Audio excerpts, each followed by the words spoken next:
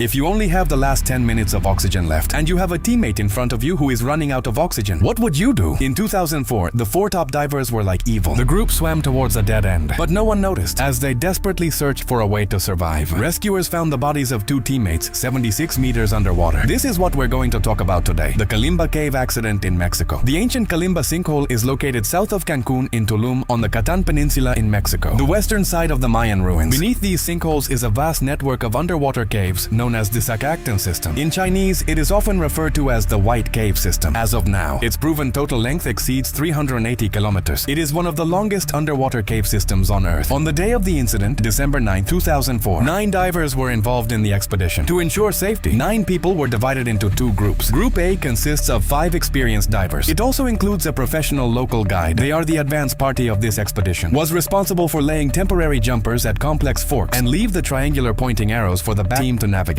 Group B is the protagonist of our story. It's made up of 4 people. 3 of them are self-divers. Bill Downey, 53, and his wife Jane Downey are among the most respected seniors in the industry. Received full cave diving certification back in the 1970s. He has logged more than 300 dives. The other is 53-year-old dentist Kent Kersey, the same person with nearly 30 years of experience. Skilled diving experts. The only weak link is 37-year-old lawyer McNast. He's a certified cave diver, but the experience is relatively shallow. Only 3 years. This is their route. Entering the Kalimba sinkhole, follow the main lead rope Columbus line. At a critical ladder junction, a shortcut into the Delgado line via a group of laid temporary jumpers, also known as the Lizard Trail. Enter the Persian piano line. Make a second jump. The ultimate goal is to reach the Bosque Tianqueng. Group A will lay a striking neon pink temporary guide rope at the 2 gaps that need to be jumped, and use triangle markers to clearly indicate the way forward. Group B follows. They need to place an extra round one on a set of laid jumpers. Non-directional personal marker. Also informing later divers that someone was using this route. Considering Mike's experience and overall gas consumption, Group B doesn't plan to play the whole city. They plan to enter the Bosche line not far away. Once a member's gas consumption reaches 1.3, immediately return en masse. As planned, Group B will return earlier than Group A. On the return journey, they will take the circular marker they have placed. When Group A then returns here, see the circular marker disappear. It will default that Group B has left safely. The dive has begun. Group A goes into the water first. The navigation system was smoothly deployed at the predetermined location. Half an hour later, Team B led by Kent also slowly infiltrated. They easily found the first jumper left by Group A. Switched smoothly from the Columbus line to the Delgado line. Then I found the second jumper. Entered the Bosche line. Everything is exactly as planned. Not long after swimming on the Bosche line, as expected, and Mike, who's the least experienced, gestures. His barometer shows that 1 to 3 of the gas has been used up. The return signal was sent when they came to the intersection of the Delgado line and the Columbus line. Follow the way. They should turn left back to the Columbus line. Swim to the Kalimba sinkhole exit dozens of meters away. However, after retrieving the identity badge representing his team, 4 people, including 3 seasoned veterans, collectively turned right into the uncharted depths of Delgado County. And here's what's even more incredible. In the next 25 minutes, they swam 426 meters along the wrong route. None of the 4 people realized that if the route was correct, they should have seen the light under the exit sinkhole within minutes, until the guiding rope reaches its destination. There's darkness ahead. At this point, the meter shows that their cheating pressure has dropped to the warning line. This means that if you go back the same way, oxygen is unlikely to support the shore. The most experienced Kent was the first to calm down. He deduced that the Delaga line where they were located should not be far from the other exit, the sinkhole. As long as you can find the guide rope that connects to the past, they have a chance to be rescued. And that road is probably much closer than the original way back. Kent motioned for everyone to wait. He was alone, trying to explore the unknown territory ahead. Shortly after he left, Mike's most vulnerable psychological defense line on the team has completely collapsed. He couldn't bear the torment of waiting in place. Suddenly turned around and ran wildly back down the road you came from. Bill and the cocoon meet. In a panic, he also chose to follow Michael. They abandoned Kent, the leader who was exploring the way ahead. When Kent found that the safety rope had run out and was forced to turn back to the main line, he was horrified to find no one behind him. He was abandoned. At this time, Group A is on its way back. When the guide passes the ladder intersection, he sees Group B. The name tag has been taken away. It is taken for granted that Group B has safely landed, and we removed the critical neon pink jumper. This is to prevent misleading other divers who follow. This move inadvertently cut off the last bit of hope for Group B. On the way to escape, Michael was terrified. Breathing becomes heavy and rapid. This panicked breathing causes the gas to drain several times faster than usual. Soon his cylinder was completely empty. Then Bill's cylinder emptied. The Downeys demonstrate the tacit understanding of veteran divers. They started sharing cylinders, sending regulators to each other to sustain life, while Michael was desperately underwater waiting for rescue. He waited until the Downeys, who shared 7 flat, but since the Downeys themselves are at their limits, can no longer distribute the gas source to a third person. Fortunately, abandoned Kent actually caught up at this time. Kent didn't hesitate. He grabs Michael from behind. Put your spare regulator in the opponent's mouth. 2 people share a gas cylinder, stumbling in the dark. Ultimately, the Downeys relied on extremely precise air control, breaking out of the water in kalimba with almost his last breath left. They frantically called for help from Group A ashore. When the rescuers dived underwater at full speed, just 76 meters from the exit, two bodies were found floating on top of the cave just 5 minutes away. Kent and Michael are close together. Michael's mouth is still full of the stadium regulator that Kent gave him. The air pressure of both people is all zero. If the team hadn't split in panic, instead, wait collectively for Kent. Maybe we could find a way out together if Kent didn't choose to share the air. With his wealth of experience and cool head, he personally has a high probability of coming out alive. But life has no ifs. The accident shocked the entire diving community and led directly to an important safety regulation revision. It is mandatory for each diver to place and personally manage their own personal nameplate.